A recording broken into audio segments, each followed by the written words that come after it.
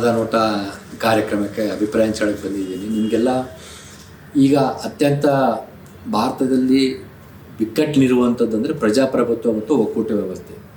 ಇದು ಕಳೆದ 10 ವರ್ಷಗಳಿಂದ ಚರ್ಚೆ ಆಗ್ತದೆ. ಅಂದರೆ ಈ ಮುಂಚೆನೇ ಬಿಕ್ಕಟ್ಟಲ್ಲಿ ಇರಲಿಲ್ಲ ಅಂದರೆ ಮುಂಚೆನೇ ಇತ್ತು ಬಿಕ್ಕಟ್ಟಲ್ಲಿ, ಆದರೆ ಅದಕ್ಕೊಂದು ಫ್ಯಾಸಿಸಮ್ನ ಅಥವಾ ಒಂದು ಆಟೋಕ್ರಸಿ ಅಂತ ಕರಿತೀವಲ್ಲ, ಒಂದು ನಿರಂಕುಶ ಪ್ರಭುತ್ವದ ಒಂದು ಹಿಡಿತ ಇರಲಿಲ್ಲ.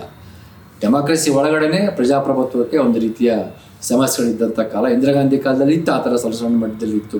ರಾಜ್ಯಪಾಲರ ನೇಮಕ ಆಗಿರ್ಬೋದು, ವಿರೋಧ ಪಕ್ಷ ಸರ್ಕಾರಗಳನ್ನು ವಜಾಗೊಳಿಸೋದಾಗಿರ್ಬೋದು, ನ್ಯಾಯಮೂರ್ತಿಗಳ ನೇಮಕಾತಿ ಆಗಿರ್ಬೋದು. ಈ ಥರದ್ದು ಸಂದರ್ಭದಲ್ಲಿ ಒಕ್ಕೂಟ ವ್ಯವಸ್ಥೆಗೆ ಧಕ್ಕೆ ಆಗಿದ್ದು ನಿಜ, ಪ್ರಜಾಪ್ರಭುತ್ವಕ್ಕೆ ಕೂಡ ಸ್ವಲ್ಪ ಧಕ್ಕೆ ಆಗಿದ್ದು ನಿಜ. ಆದರೆ ಅಲ್ಲೆಲ್ಲಿಯೂ ಒಂದು ನಿರಂಕುಶ ಪ್ರಭುತ್ವದ ಒಂದು RSSನ ಸಿದ್ಧಾಂತದ ಒಂದು ಛಾಯೆ ಅಥವಾ ಒಂದು ಐಡಿಯಾಲಜಿ ಇರಲಿಲ್ಲ. ಹೀಗಾಗಿ ಈಗ ಕಳೆದ 10 ವರ್ಷ 11 ವರ್ಷಗಳ ಮೋದಿಯವರ ಆಡಳಿತದಲ್ಲಿದ್ದಂಥ ಒಕ್ಕೂಟ ವ್ಯವಸ್ಥೆಗೂ ಇಂದಿನ ಒಕ್ಕೂಟ ವ್ಯವಸ್ಥೆಗೂ ಇರುವಂಥ ಸಣ್ಣ ಮಟ್ಟದ ಭಿನ್ನಮತಗಳು ಅಥವಾ ದೊಡ್ಡ ಮಟ್ಟದ ಭಿನ್ನಮತಗಳು ಈ ರೀತಿಯಾಗಿದ್ದಾವೆ. ಹೀಗಾಗಿ ಈ ಒಕ್ಕೂಟ ವ್ಯವಸ್ಥೆಗೆ ಏನು ಧಕ್ಕೆ ಆಗ್ತಾ ಇದೆ 10 ವರ್ಷಗಳಲ್ಲಿ, ಮತ್ತು ಪ್ರಜಾಪ್ರಭುತ್ವದ ಒಂದು ಬುನಾದಿನೇ ಏನೊಂದು ಸಡಿಲಗೊಳ್ತಾ ಇದೆ, ಅಥವಾ ಪ್ರಜಾಪ್ರಭುತ್ವ ವ್ಯವಸ್ಥೆನೇ ಏನೊಂದು ಅವನತಿ ಕಡೆಗೆ ಹೋಗ್ತಾ ಇದೆ, ಇದನ್ನು ಮತ್ತೆ ಚರ್ಚೆ ಮಾಡ್ಕೋಬೇಕು. ಯಾಕಂದರೆ ನಾಳೆ ವಿರೋಧ ಪಕ್ಷಗಳು ಬಂದರೂ ಸಹ, ಉದಾಹರಣೆಗೆ ಹೇಳ್ತಿರೋದು, ಅವ್ರ ಕೈಯಲ್ಲಿಯೂ ಇದನ್ನು ಸರಿಪಡಿಸಲಿಕ್ಕೆ ಸಾಧ್ಯವಾಗದಂಥ ಸ್ಥಿತಿ ನಾವು ತಲುಪ್ತಾ ಇದ್ದೀವಿ. ಇದನ್ನು ನಾವು ಎಚ್ಚರಿಕೆಯಿಂದ ಗಮನಿಸಬೇಕಾಗುತ್ತೆ. ಏಕೆಂತಂದರೆ ಈ ಒಕ್ಕೂಟ ವ್ಯವಸ್ಥೆ ಅಥವಾ ಫೆಡರಲ್ ಸಿಸ್ಟಮ್ ಬಗ್ಗೆ ಬಂದರೆ ಭಾರತದಲ್ಲಿ ಮುನ್ಷಿ ಅವರು ಹೇಳಿದಂತೆ ಇದು ಇಲ್ಲಿರುವಂಥ ಒಂದು ರೀತಿಯ ಸಂಪೂರ್ಣ ಒಕ್ಕೂಟ ವ್ಯವಸ್ಥೆ ಅಲ್ಲ.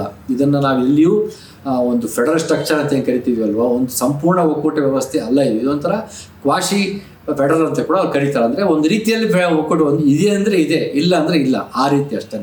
ನಾವು ಅಂದ್ಕೊಂಡ್ರೆ ಹೌದಪ್ಪ ಒಕ್ಕೂಟ ವ್ಯವಸ್ಥೆ ಇದೆ, ರಾಜ್ಯಗಳಿದ್ದಾವೆ, ಕೇಂದ್ರ ಇದೆ, ಅಥವಾ ಕೇಂದ್ರಾಡಳಿತ ಪ್ರದೇಶಗಳಿದ್ದಾವೆ ಅಂತಂದರೆ ಹೌದು ಇದೆ. ಆದರೆ ಈ ಸಂಪೂರ್ಣವಾಗಿ ಒಕ್ಕೂಟ ವ್ಯವಸ್ಥೆ ಇದೆ ಅಂತಂದರೆ ಇಲ್ಲ, ಸಂಪೂರ್ಣವಾಗಿ ಇಲ್ಲ. ಹೀಗಾಗಿ ಈ ಥರದ ಒಂದು ಅರೆಬರೆಯಾದಂತಹ ಒಂದು ವ್ಯವಸ್ಥೆಯನ್ನು ಕ್ವಾಶಿ ಫೆಡರಲ್ ಅಂತ ಕರೀತಾರೆ. ಭಾರತ ಒಂದು ರೀತಿಯಲ್ಲಿ ಕ್ವಾಶಿ ಫೆಡರಲ್ ವ್ಯವಸ್ಥೆಯಲ್ಲಿ ಇದೆ. ಇದು ನಾವು ಒಂದು ರಾಜಕೀಯ ತಜ್ಞರು ಒಂದು 3-4 ರೀತಿಯ ಒಂದು ಒಕ್ಕೂಟ ವ್ಯವಸ್ಥೆನ ಉದಾಹರಣೆ ಕೊಡ್ತಾರೆ. ಯಾವ ರೀತಿಯಲ್ಲಿ ಒಕ್ಕೂಟ ವ್ಯವಸ್ಥೆ ಇರುತ್ತಂದರೆ, ಒಂದು ರೀತಿಯಲ್ಲಿ ಹಿಡಿದಿಟ್ಟುಕೊಂಡಂಥ ಒಕ್ಕೂಟ ಅಂತ ಕರೀತಾರೆ. ಅಂದರೆ ಟು ಹೋಲ್ಡ್ ದ ಫೆಡರಲ್, ಒಂದು ರೀತಿ ಹಿಡಿದಿಟ್ಕೊಂಡಂಥ ವ್ಯವಸ್ಥೆ. ಅಂದರೆ ಇಲ್ಲಿ ಎಲ್ಲವೂ ಸರಳವಾಗಿಲ್ಲ, ಯಾವುದೋ ವಿಕೇಂದ್ರೀಕರಣ ಆಗಿರೋದಿಲ್ಲ. ಒಂದು ಸೆಂಟರ್, ಒಂದು ಕೇಂದ್ರ ಇಡೀ ವ್ಯವಸ್ಥೆನ ಹಿಡಿದಿಟ್ಕೊಂಡಿರುವಂಥ ವ್ಯವಸ್ಥೆಯನ್ನು ಕೊಂಡಂಥ ಒಕ್ಕೂಟ ವ್ಯವಸ್ಥೆ ಅಂತ ಕರೀತಾರೆ. ಭಾರತ ದೇಶ ಆ ರೀತಿಯಾದ ಒಂದು ಹಿಡಿದಿಟ್ಟುಕೊಂಡಂಥ ಒಕ್ಕೂಟ ವ್ಯವಸ್ಥೆ.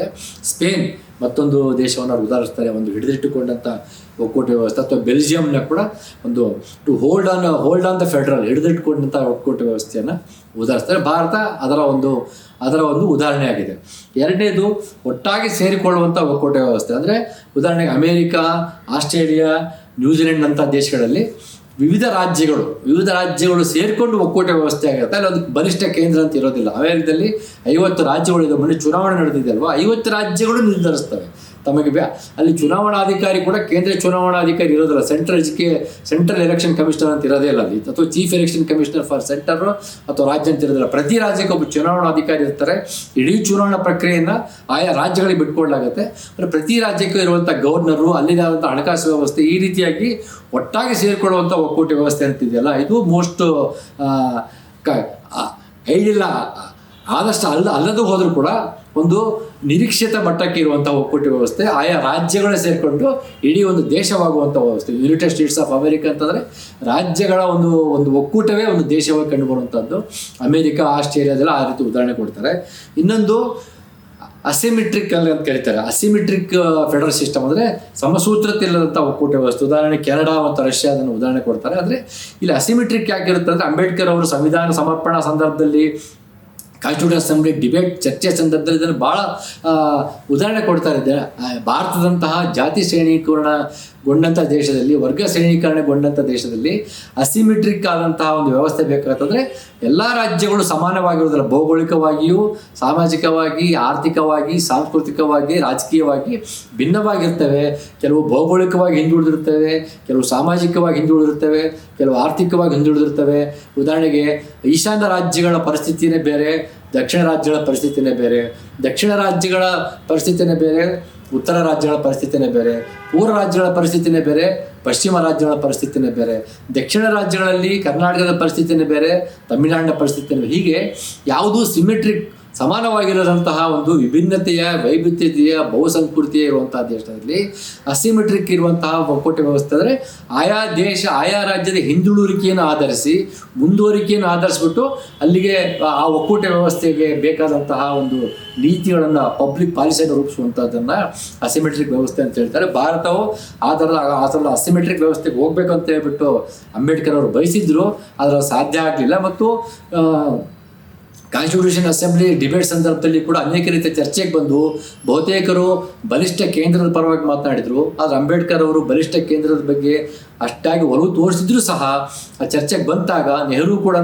ಒಂದು ವಿಕೇಂದ್ರೀಕರಣವನ್ನು ಬಯಸಿದ್ರು ಸಹ ಬಲಿಷ್ಠ ಕೇಂದ್ರದ ಬಗ್ಗೆ ಜಾಸ್ತಿ ಚರ್ಚೆ ಆಯಿತು. ಯಾಕೆ ಅಂತಂದರೆ ಆಗ ಒಂದು ರೀತಿಯಲ್ಲಿ ಇಂಪೀರಿಯಲಿಸಮ್ ಅಂತ ಹೇಳಿ ಸಾಮ್ರಾಜ್ಯಶಾಹಿಯಿಂದ ಬಿಡುಗಡೆ ಪಡಲಾಗಿತ್ತು, ವಸಾಹತುಶಾಹಿಯಿಂದ ಬಿಡುಗಡೆ ಸಿಗ್ತಾ ಇತ್ತು. ಇಂಥ ಸಂದರ್ಭದಲ್ಲಿ ಕೇಂದ್ರ ದುರ್ಬಲ ಆಗಿಬಿಟ್ರೆ ಮತ್ತೆ ಅಲ್ಲಿ ಒಂದು ರೀತಿ ಅರಾಜಕತೆ ಉಂಟಾಗುತ್ತೆ, ಕಿಯೋಸ್ ಅಂತ ಕರಿತಾ ಇದ್ದೀವಲ್ಲ, ಅನಾರ್ಕಿ ಉಂಟಾಗುತ್ತೆ, ಇಡೀ ಎಲ್ಲವೂ ಛಿದ್ರಗೊಳ್ಳುವಂಥ ಸ್ಥಿತಿ ಏರ್ಪಟ್ಬಿಡುತ್ತೆ ಆಯಾ ರಾಜ್ಯಗಳಿಗೆ. ಇನ್ನು ರಾಜ್ಯ ಅನ್ನೋದು ವಿಂಗಡಣೆ ಆಗಿರಲಿಲ್ಲ. ಆಗಿನ್ನೂ ಮುಂಬೈ ಪ್ರಾಂತ ಅಂತಲೂ, ಮಡ್ರಾಸ್ ಪ್ರಾಂತ ಅಂತಲೂ, ಹೈದ್ರಾಬಾದ್ ಕರ್ನಾಟಕ ಪ್ರಾಂತ ಅಂತಲೂ ಈ ರೀತಿಯಾಗಿ ಬಿಡಿಬಿಡಿಯಾಗಿದ್ದಂಥ ಸಂದರ್ಭ ಆಗಿತ್ತು. ಆಗಿನ್ನೂ ಭಾಷಾವಾರು ಆಧಾರದಲ್ಲಿ ವಿಂಗಡಣೆ ಆಗಲಿಲ್ಲ, ಬೇರೆ ಯಾವುದೇ ರೀತಿಯಲ್ಲೂ ರಾಜ್ಯಗಳ ವಿಂಗಡಣೆ ಆಗಿಲ್ಲದಂಥ ಸಂದರ್ಭದಲ್ಲಿ ಅನಗತ್ಯವಾಗಿ ಅಥವಾ ನಿಜಕ್ಕೂ ಬೇಕಾದಂಥ ವಿಕೇಂದ್ರೀಕರಣಗೊಳಿಸ್ಬಿಟ್ರೆ, ರಾಜ್ಯಗಳಿಗೆ ಸಂಪೂರ್ಣ ಅಧಿಕಾರ ಕೊಟ್ಬಿಟ್ರೆ ಆಯಾ ರಾಜ್ಯಗಳು ತಮ್ಮದೇ ಆದಂಥ ರೀತಿಯಲ್ಲಿ ಆಡಳಿತ ನಡೆಸ್ಬಿಡ್ತವೆ ಮತ್ತು ಕೇಂದ್ರ ಭಾರತ ಒಂದು ದೇಶವಾಗಿ ಕಟ್ಟೋದಕ್ಕೆ ಕಷ್ಟ ಎನ್ನುವಂಥ ಒಂದು ಯೋಚನೆ ಮಾಡಿದ್ರು ಅನ್ಸುತ್ತೆ. ಎರಡನೇದಾಗಿ ಅನೇಕ ರಾಜ್ಯಗಳು ಭಾರತದೊಂದಿಗೆ ಸೇರಿಕೊಳ್ಳಲಿಕ್ಕೆ ಹಿಂದೇಟಾಗ್ತಿದ್ದಂಥ ಸಂದರ್ಭ, ಹೈದ್ರಾಬಾದ್ ಆಗಿರ್ಬೋದು ಅಥವಾ ಕಾಶ್ಮೀರ ಆಗಿರ್ಬೋದು ಅಥವಾ ಇನ್ನಿತರ ರಾಜ್ಯಗಳಲ್ಲಿ ಅನೇಕ ರಾಜ್ಯಗಳು ಭಾರತದೊಂದಿಗೆ ಸೇರಲಿಕ್ಕೆ ಹಿಂದೇಟಾಗ್ತಾ ಇತ್ತು ಅಥವಾ ನಿಬಂಧನೆಗಳು ಆಗ್ತಾ ಇದ್ದ ಸಂದರ್ಭದಲ್ಲಿ ಆಯಾ ರಾಜ್ಯಗಳಿಗೆ ಒಂದು ಸ್ವಾಯತ್ತತೆ ಕೊಟ್ಬಿಟ್ರೆ ಇನ್ನಷ್ಟು ಕಷ್ಟ ಆಗುತ್ತಂತ 2-3 ಕಾರಣಗಳಿಗೋಸ್ಕರ ಅವರು ಬಲಿಷ್ಠ ಕೇಂದ್ರದ ಬಗ್ಗೆ ಚಿಂತನೆ ಮಾಡಿದರು. ಹೀಗಾಗಿ ಆರ್ಟಿಕಲ್ 1 ಸಂವಿಧಾನ ರಚನೆಯ ಸಂದರ್ಭದಲ್ಲಿ ಏನು ಆರ್ಟಿಕಲ್ ಪರಿಚಯದ 1 ಏನು ಹೇಳುತ್ತೆ, ಯೂನಿಯನ್ ಆಫ್ ಸ್ಟೇಟ್ಸ್ ಅಂತ ಕರೀತೆ. ಇಂಡಿಯಾನ ಒಂದು ಯೂನಿಯನ್ ಆಫ್ ಸ್ಟೇಟ್ಸ್ ಅಂತ ಕರೀತಾರೆ. ಭಾರತ ಅಂದರೆ ಒಂದು ಸಂಯುಕ್ತ ರಾಜ್ಯಗಳ ದೇಶ ಅಂತ. ಅಂದರೆ ಅದು ಕೇಂದ್ರವೂ ಅಲ್ಲ, ಅಂದರೆ ಕೇಂದ್ರ ಸರ್ಕಾರ ಅಂತ ನಾವು ಕರಿತಾ ಇದ್ದೀವಿ. ಯೂನಿಯನ್ ಅಂದರೆ ಕೇಂದ್ರ ಸರ್ಕಾರವೂ ಅಲ್ಲ, ಅಥವಾ ಯೂನಿಯನ್ ಅಂದರೆ ಯೂನಿಯನ್ ಗೋರ್ಮೆಂಟ್ ಅಂದರೆ ಒಕ್ಕೂಟ ಸರ್ಕಾರವೂ ಅಲ್ಲ. ಒಕ್ಕೂಟ ಸರ್ಕಾರ ಹೇಳಿದ್ರೆ ಫೆಡರಲ್ ಗೋರ್ಮೆಂಟ್ ಆಗುತ್ತೆ, ಕೇಂದ್ರ ಸರ್ಕಾರ ಅದು ಸೆಂಟ್ರಲ್ ಗೋರ್ಮೆಂಟ್ ಆಗುತ್ತೆ. ಆದರೆ ಆರ್ಟಿಕಲ್ 1 ಹೇಳ್ತಿರುವಂಥದ್ದು ಯೂನಿಯನ್ ಆಫ್ ಸ್ಟೇಟ್ಸ್ ಅಂತ ಕರಿತಾ ಇದ್ದಾರೆ. ಅದನ್ನು ನಾವು ಸಂಯುಕ್ತ ಸರ್ಕಾರ ಅಂತ ಕರಿಬೇಕಾಗುತ್ತೆ, ಅದು ರಫ್ ಆಗಿ. ಹೀಗಾಗಿ ನಾವು ಏನು ದಿನನಿತ್ಯ ಸಂವಹನಕ್ಕೋಸ್ಕರ ಬಳಸ್ತಾ ಇದ್ದೀವಿ ಕೇಂದ್ರ ಸರ್ಕಾರ ಅಂತಂದರೆ ಅದು is not A central government also, ಅಥವಾ ಒಕ್ಕೂಟ ಸರ್ಕಾರ ಅಂತ ಬಳಸ್ತಾ ಇದ್ದೀವಿ ಫೆಡರಲ್ ಸ್ಟ್ರಕ್ಚರ್ ಅಂತ ಹೇಳ್ಬಿಟ್ಟು ಫೆಡರಲ್ ಗೋರ್ಮೆಂಟ್ ಅಂತ. It is not federal government, it is A union government ಅಂತಲೇ ನಾವು ಬಳಸಬೇಕಾಗುತ್ತೆ. ಅದು ಯೂನಿಯನ್ ಸರ್ಕಾರ. ಹೀಗಾಗಿ ಇದೊಂದು ಕ್ವಾಸಿ ಫೆಡರಲ್ ಅಂತ ಯಾಕೆ ಹೇಳ್ತಾ ಇದ್ದೀವಿ ಅಂತಂದರೆ ಈ ರೀತಿಯಾಗಿ ಅದು ಒಂದು ಒಕ್ಕೂಟವೂ ಅಲ್ಲ, ಕೇಂದ್ರವೂ ಅಲ್ಲ, ಈ ರೀತಿಯಾದಂಥ ಒಂದು ವ್ಯವಸ್ಥೆ ಇರೋದ್ರಿಂದ ಅದನ್ನು ಕ್ವಾಸಿ ಫೆಡರಲ್ ಅಂತ ಕರಿತಾ ಇದ್ದೀವಿ. ಮತ್ತು ನಾವು ಮತ್ತೆ ಹೇಳ್ತಾ ಇದ್ದೀನಿ, ನಮ್ಮ ಸಂವಹನಕ್ಕೋಸ್ಕರ ಒಂದು ನಮ್ಮ ಸಂಭಾಷಣೆ ಅಥವಾ ಲಿಖಿತವಾಗಿ ಬರಹಗಳಿಗೋಸ್ಕರ ಚರ್ಚೆಗೋಸ್ಕರ ಕೇಂದ್ರ ಸರ್ಕಾರ ಒಕ್ಕೂಟ ಸರ್ಕಾರ ಅಂತ ಬಳಸ್ತಾ ಇದೆಯೇ ಹೊರತಾಗಿ ಅದು ಎರಡೂ ಅಲ್ಲ, ಅದೇ ಯೂನಿಯನ್ ಗೋರ್ಮೆಂಟ್, ಯೂನಿಯನ್ ಸರ್ಕಾರ ಅಂತ ಹೇಳಬೇಕಾಗುತ್ತೆ. ಮತ್ತು ಅನೇಕ ರಾಜಕೀಯ ವಿದ್ವಾಂಸರು ಹೇಳದಂತೆ ಯಾವ ರೀತಿ ಸ್ಟ್ರಕ್ಚರ್ ಇತ್ತು, 1947ರಿಂದ 52ರವರೆಗೆ ಒಂದು ರಾಷ್ಟ್ರೀಯ ಸರ್ಕಾರ ಇತ್ತು. ನಂತರ 52ರಲ್ಲಿ ಮೊದಲ ಚುನಾವಣೆ ನಡೀತು. 52ರಿಂದ 69ರವರೆಗೂ ಒಂದು ಕಾಂಗ್ರೆಸ್ ಪ್ರಾಬಲ್ಯದ ಒಂದು ಸರ್ಕಾರ ಇತ್ತು ಅಥವಾ ಒಕ್ಕೂಟವಿತ್ತು. ಅಲ್ಲಿ ಕಾಂಗ್ರೆಸ್ ಎನ್ನುವಂಥ ಏಕಪಕ್ಷೀಯ ಒಕ್ಕೂಟ ಇತ್ತು. ಹೀಗಾಗಿ ರಾಜ್ಯಗಳು ಮತ್ತು ಕೇಂದ್ರದ ನಡುವೆ ಯಾವ ರೀತಿ ತಿಕ್ಕಾಟ ಇದೆ, ಏನು ತಾರತಮ್ಯ ಮಾಡ್ತೆ ಅಂತ ಗೊತ್ತಾಗ್ತಿರಲಿಲ್ಲ. ಯಾಕಂದರೆ ಕೇಂದ್ರದಲ್ಲಿಯೂ ಕಾಂಗ್ರೆಸ್ ಸರ್ಕಾರ ಇರ್ತಾ ಇತ್ತು, ರಾಜ್ಯಗಳಲ್ಲಿಯೂ ಬಹುತೇಕ ರಾಜ್ಯಗಳಲ್ಲಿಯೂ ಕಾಂಗ್ರೆಸ್ ಸರ್ಕಾರ ಇರ್ತಾ ಇತ್ತು. ಎಕ್ಸೆಪ್ಟ್ 1957ರಲ್ಲಿ ಕೇರಳದಲ್ಲಿ CPM ಸರ್ಕಾರ ಒಂದು ಇದ್ದಿದ್ದನ್ನು ಅದನ್ನು ವಜಾಗೊಳಿಸ್ತಾ ಇತ್ತು. ಈ ರೀತಿಯಾಗಿ ಆಗ ನಮಗೆ ಕೇಂದ್ರ ಮತ್ತು ರಾಜ್ಯಗಳ ನಡುವೆ ಭಿನ್ನತೆ, ತಿಕ್ಕಾಟ, ಸಂಘರ್ಷ ಏನಾಗ್ತಾ ಇದೆ, ಒಕ್ಕೂಟ ವ್ಯವಸ್ಥೆ ಜಾರಿಯಲ್ಲಿ ಇದೆಯಾ, ಸಮರ್ಪಕವಾಗಿದೆ ಅಂತ ಅರ್ಥ ಮಾಡ್ಕೊಳ್ಳೋಕ್ಕೆ ಸಾಧ್ಯ ಆಗ್ತಿರಲಿಲ್ಲ. ಎಲ್ಲಿಯೂ ತಕರಾರುಗಳು ಕಾಣಿಸ್ತಾ ಇರಲಿಲ್ಲ, ಎಲ್ಲಿಯೂ ಸಂಘರ್ಷಗಳು ಕಾಣಿಸ್ತಿರೋದ್ರಿಂದ ಅದೊಂದು ಕಾಂಗ್ರೆಸ್ ಪ್ರಾಬಲ್ಯದ ಏಕಪಕ್ಷ ಪ್ರಾಬಲ್ಯದ ಸರ್ಕಾರ ಅಂತ ರಾಜಕೀಯ ಅವಧಿ ಅಂತ ಹೇಳ್ತಾರೆ. 1969ರಿಂದ 1989ರವರೆಗೆ ನಿಧಾನಕ್ಕೆ ಪ್ರಾದೇಶಿಕ ಪಕ್ಷಗಳ ಒಂದು ಬೆಳವಣಿಗೆ ಶುರುವಾಯಿತು. ತಮಿಳುನಾಡಲ್ಲಿ DMK ಪಕ್ಷ ಬರ್ತಾ ಎಮರ್ಜ್ ಆಯಿತು, ಉತ್ತರ ಪ್ರದೇಶದಲ್ಲಿ ಸಂಯುಕ್ತ ರಂಗನೇ ಎಮರ್ಜ್ ಆಯಿತು, ಆಂಧ್ರ ಪ್ರದೇಶದಲ್ಲಿ ನಂತರ ತೆಲುಗುದೇಶಂ ಪಕ್ಷ ಎಮರ್ಜ್ ಆಯಿತು, ಕರ್ನಾಟಕದಲ್ಲಿ ಜನತಾ ಪಕ್ಷ, ಆಮೇಲೆ ರಾಜ್ಯದಂತ ಬಂದಂತೆ ಕರ್ನಾಟಕದಲ್ಲಿ ಜನತಾ ಪಕ್ಷ ಶುರುವಾಯಿತು. ಈ ರೀತಿಯಾಗಿ ಅಲ್ಲಲ್ಲಿ ಸ್ವಲ್ಪ ಸಂಯುಕ್ತ ಸರ್ಕಾರಗಳು ಮತ್ತು ಪ್ರಾದೇಶಿಕ ಪಕ್ಷಗಳು ತಲೆಯಲಿಕ್ಕೆ ಶುರು ಮಾಡಿದ್ವು. ಆಗ ಸ್ವಲ್ಪ ನಮಗೆ ಒಕ್ಕೂಟ ವ್ಯವಸ್ಥೆಯಲ್ಲಿ ಸ್ವಲ್ಪ ಭಿನ್ನತೆಗಳು, ಸ್ವಲ್ಪ ಡಿಸ್ಟರ್ಬೆನ್ಸ್ ಅಂತ ಕರಿತೀವಲ್ಲ, ಡಿಸ್ಟರ್ಬೆನ್ಸ್ ಶುರುವಾಗ್ತಾ ಹೋಯಿತು. ಆಗ ಇಂದಿರಾ ಗಾಂಧಿ ಅವರು ಸ್ವಲ್ಪ ತಮ್ಮದೇ ಇದ್ದಂಥ ನಿರಂಕುಶ ಅಧಿಕಾರವನ್ನು ಬಳಸಿಬಿಟ್ಟು ರಾಜ್ಯಪಾಲರನ್ನ ವಜಾ ಮಾಡ್ತಿರುವಂಥದ್ದು ಅಥವಾ ಸರ್ಕಾರವನ್ನು ಉಳಿಸುವಂಥದ್ದು. ಉದಾಹರಣೆಗೆ ಕಾಶ್ಮೀರದಲ್ಲಾಗಿರ್ಬೋದು, 83ರಲ್ಲಿ NTR ಸರ್ಕಾರ ಆಗಿರ್ಬೋದು, ಹೀಗೆ ಉದಾಹರಣೆಗಳ ಮೂಲಕ ಹೇಳಿದ ಹೋದರೆ ಈ ಥರ ಆಗಿರೋದನ್ನು ನೋಡ್ತಾ ಇದ್ವಿ. ಆದರೂ ಒಂದು ರೀತಿಯಲ್ಲಿ ಕಾಂಗ್ರೆಸ್ ಪ್ರಾಬಲ್ಯದ ಅದರ ಪ್ರಾದೇಶಿಕ ಪಕ್ಷಗಳ ಎಮರ್ಜ್ ಆದಂಥ ಕಾಲಘಟ್ಟ ಆಗಿತ್ತು 1969ರಿಂದ 89ರ ಕಾಲಘಟ್ಟ. 1990ರಿಂದ 2011ರವರೆಗೆ ಅಥವಾ 2012ರವರೆಗೆ ಸಮ್ಮಿಶ್ರ ಸರ್ಕಾರಗಳ ಕಾಲಘಟ್ಟ ಆಗಿತ್ತು, ಅಂದರೆ ಮೈತ್ರಿ ಸರ್ಕಾರಗಳ ಕಾಲಘಟ್ಟ ಆಗಿತ್ತು. ಯಾವುದೇ ಒಂದು ಸಿಂಗಲ್ ಪಾರ್ಟಿ ಅಧಿಕಾರಕ್ಕೆ ಇರೋಕ್ಕೆ ಸಾಧ್ಯ ಆಗ್ತಿರ್ಲಿಲ್ಲ. ಇಲ್ಲ ವಿರೋಧ ಪಕ್ಷಗಳು ಅಧಿಕಾರದಲ್ಲಿರ್ತಾ ಇದ್ವು ಕಾಂಗ್ರೆಸ್ ನೇತೃತ್ವದಲ್ಲಿ, ಮೈತ್ರಿ ಪಕ್ಷಗಳ ಜೊತೆಗೆಲ್ಲ BJP ತನ್ನದೇ ಮೈತ್ರಿ ಪಕ್ಷಗಳ ಜೊತೆ ಅಧಿಕಾರ ಇದ್ದಂಥ ಕಾಲಘಟ್ಟ ಅದು. ಹೀಗಾಗಿ ಅಲ್ಲಿಯೂ ಆಯಾ ಮೈತ್ರಿ ಪಕ್ಷಗಳು ಪ್ರಾಬಲ್ಯ ಸಾಧಿಸಿದ್ವು, ಅತಿ ಹೆಚ್ಚಿನ ಸ್ಥಾನಗಳನ್ನು ಗಳಿಸಿದ್ವು ಲೋಕಸಭೆಯಲ್ಲಿ. ಅವರ ಒಂದು ಡಿಕ್ಟೇಟ್ ಅಂತ ಅವರು ಸ್ವಲ್ಪ ಸರ್ಕಾರವನ್ನು ನಿಯಂತ್ರಣಗೊಳಿಸುವಂಥ ಹಂತದಲ್ಲಿದ್ದರು ಅಂತ ಹೇಳಬೇಕಾಗುತ್ತೆ. ಹೀಗಾಗಿಯೂ ಈ ಸಂದರ್ಭದಲ್ಲಿಯೂ ಒಕ್ಕೂಟ ವ್ಯವಸ್ಥೆಯನ್ನು ನಿರ್ಧರಿಸಲಿಕ್ಕೆ ಕಷ್ಟ ಆಗ್ತಾಯಿತ್ತು. ಅಂದರೆ ಆಯಾ ಪ್ರಾದೇಶಿಕ ಪಕ್ಷಗಳೇ, ಉದಾಹರಣೆಗೆ DMK ಆಗಿರ್ಬೋದು, ADMK ಆಗಿರ್ಬೋದು, ಆಂಧ್ರದಲ್ಲಿ TDP ಆಗಿರ್ಬೋದು, ಮಹಾರಾಷ್ಟ್ರದಲ್ಲಿ ಶಿವಸೇನಾ ಆಗಿರ್ಬೋದು, ಹೀಗೆ ಆಯಾ ಅಥವಾ ಜನತಾದಳ ಕರ್ನಾಟಕದಲ್ಲಿ ಆಗ ನಾನು ಹೇಳ್ತಾರೆ 90 2000 ಜನತಾದಳ ಹೇಳ್ತಾರೆ, ಈಗಿನ ಜನತಾದಳ ಅಲ್ಲ. ಈ ಥರದ ಪಕ್ಷಗಳು ಅತಿ ಹೆಚ್ಚು ಸ್ಥಾನಗಳನ್ನು ಲೋಕಸಭೆ ಚುನಾವಣೆ ಗೆಲ್ತಿದ್ದಂಗೆ ತಮ್ಮದೇ ಆದಂಥ ಒಂದು ಪ್ರಾಬಲ್ಯವನ್ನು ತೋರಿಸ್ತಾ ಹೋಗ್ತಾರೆ. ಹೀಗಾಗಿ ಈಗಲೂ ನಾವು ಒಂದು ನಿಶ್ಚಿತವಾಗಿ ಇಂಥದೇ ಒಕ್ಕೂಟ ವ್ಯವಸ್ಥೆ ಇದೆ ಅಂತ ಹೇಳಕ್ಕೆ ಸಾಧ್ಯ ಆಗ್ತಿರ್ಲಿಲ್ಲ. ಯಾವಾಗ 2014ರಲ್ಲಿ ಬಲಿಷ್ಠವಾದಂಥ BJP ಬಹುಮತಕ್ಕೆ ಬಂತು, 2019ರಲ್ಲಿ ಏನು BJP ಬಲಿಷ್ಠವಾಗಿ ಅಧಿಕಾರಕ್ಕೆ ಬಂತು, ಆಗ ನಮಗೆ ಒಕ್ಕೂಟ ವ್ಯವಸ್ಥೆಯ ನಿಜವಾದ ಮಿತಿಗಳು ಮತ್ತು ಲೋಪದೋಷಗಳು ಮತ್ತು ಅದರಲ್ಲಿರುವಂತಹ ಅಪಾಯಗಳು, ಏನು BJP ಅನುಸರಿಸ್ತಿರುವಂತಹ ಅಪಾಯಗಳು ನಮಗೆ ಕಾಣಿಸೋಕ್ಕೆ ಶುರುವಾಯಿತು. ಮತ್ತು ಅದರ ಸರ್ವಾಧಿಕಾರ ನೀತಿ ಏನಿತ್ತಲ್ಲ ಎಲ್ಲವನ್ನೂ ಕೇಂದ್ರೀಕರಣಗೊಳಿಸುವಂಥದ್ದು, ಬಲಿಷ್ಠ ಕೇಂದ್ರ ಎನ್ನುವುದನ್ನು ಒಂದು ಫ್ಯಾಸಿಸಮ್ ನೆಲೆಗೆ ತೊಗೊಂಡು ಹೋಗ್ತಿರುವಂಥ ಆ ಪ್ರಕ್ರಿಯೆಯಲ್ಲಿ ಕಳೆದ 10 ವರ್ಷಗಳಲ್ಲಿ ನಮಗೆ ನಿಜವಾದ ಅರ್ಥದಲ್ಲಿ ಒಕ್ಕೂಟ ವ್ಯವಸ್ಥೆ ಅಪಾಯದಲ್ಲಿದೆ, ಪ್ರಜಾಪ್ರಭುತ್ವ ಅಪಾಯದಲ್ಲಿದೆ.